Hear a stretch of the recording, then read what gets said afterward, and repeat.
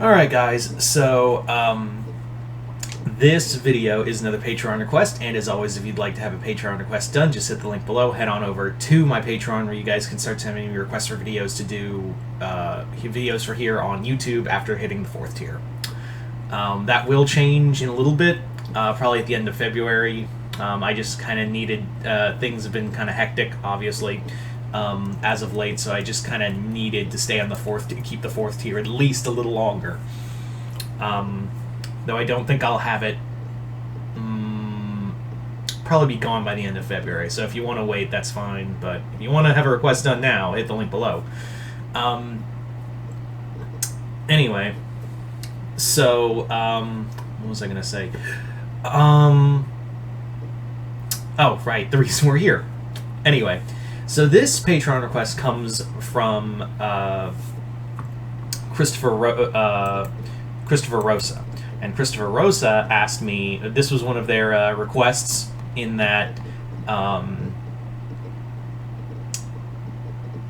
Christopher Rosa, this was one of their many requests, and as you can see, it's Hulk Tempest Fugit 2.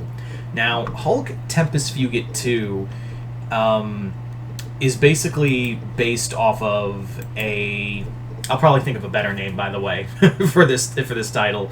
But basically, if you guys don't remember, Hulk Tempest Fugit was a short arc by Peter David after the Bruce Jones run had ended, where it basically said, "Yeah, the Bruce Jones run was bullshit. It's a new clean slate for Hulk." Anyway, Peter David away. So that was kind of it. So this is... Rosa asked me to do a sequel to that story, because in that story we discover, and this is real, that what happened was that it was all a giant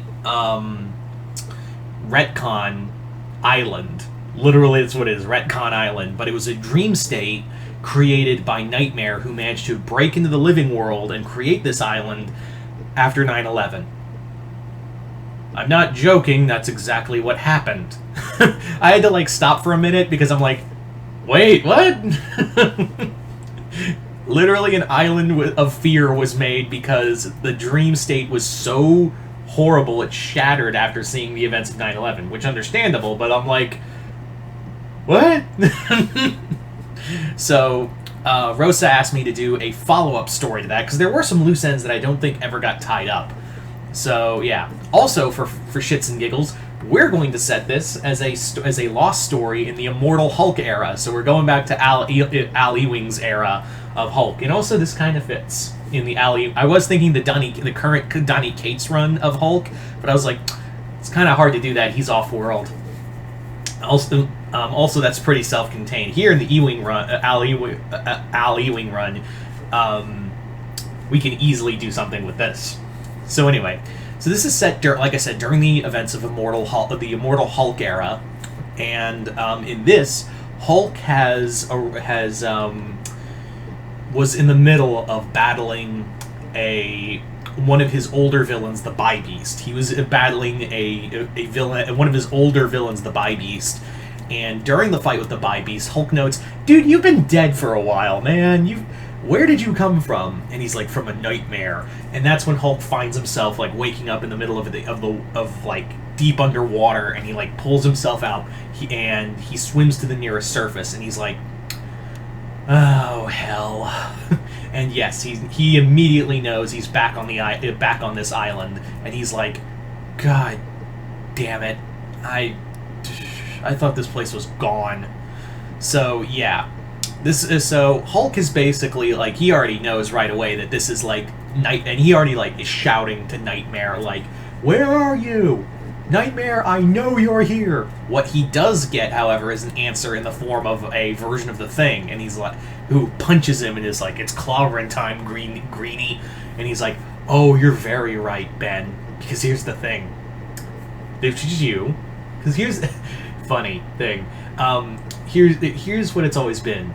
You want to know about our fights? You and me. I've always held back on you. I've always felt bad, because I always felt bad for you. I always felt like you were a nobody. But today, since I know you're not real, Ben, I'm gonna let you have it all." So Hulk and this version of the Thing fight, and Hulk just beats this thing into just pebbles, and he's just like, just for the record, I've always been stronger than you. So Hulk defeats that version of the Thing, and he's like, I already know how this is gonna play out. He's just gonna keep throwing dream shit at me over and over again, and I need to figure out what's going on. But he notices that not only is Hulk notices that like the island is not just bigger, but it's also like changing a lot. Like every time he walks further into the forest, he's like, this is weird. I am like, this didn't happen before. At least I don't think it did. Where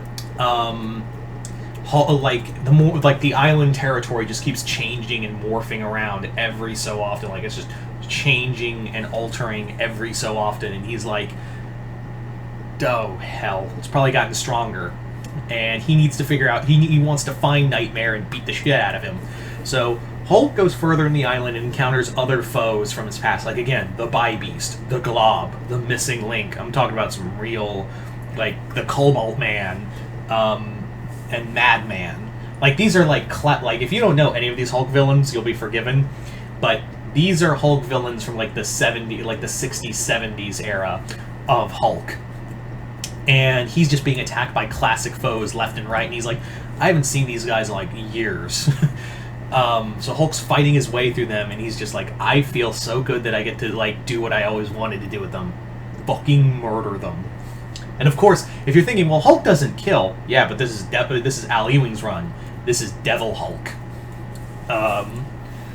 So Hulk is just kind of going further into the island until he finds a spire, and that spire contains Daydream, aka Nightmare's daughter from that story. And he encounters her, and he's like, "What's going on, lady? Like, the island's bigger. It's changing around. It took me everything I had to find you. So tell me, what the hell's going on, please and thank you?" And she basically says, well, what's going on is that I took over this island from my dad. It's actually grown stronger because over the years, you humans have been like making your own nightmare scenarios, like through school shootings and viruses that you refuse to believe in. Like, it made the world stronger, and Dad let this island because he was so obsessed with like other things. That's the thing with with eternal beings; they're so fickle. So I came back here to take over my own little spot of land, and I thought I'd bring you back, Hulk, to test it out. And she's like, so what do you think? And he's like, you used me as a fucking guinea pig. I'm gonna fucking end you. And Daydream is like, sorry, that's not what's gonna happen here, Hulk. So Hulk goes to try to attack her, and she just blinks him back, and she's like, well, thanks for the test drive, but now I know what I'm going to be doing now for a while. So much, it is kind of like I'm inheriting the family business, but we'll see what happens. Ta, Hulk. So Hulk is just like, if I go back to that island, I'm going to fucking smash it into bits. So that's kind of the end of the story, really. So there you go, guys. That is pretty much Hulk, Tempest Fugit 2, or whatever the hell I'm going to call this. Maybe Into the Tempest, I don't know.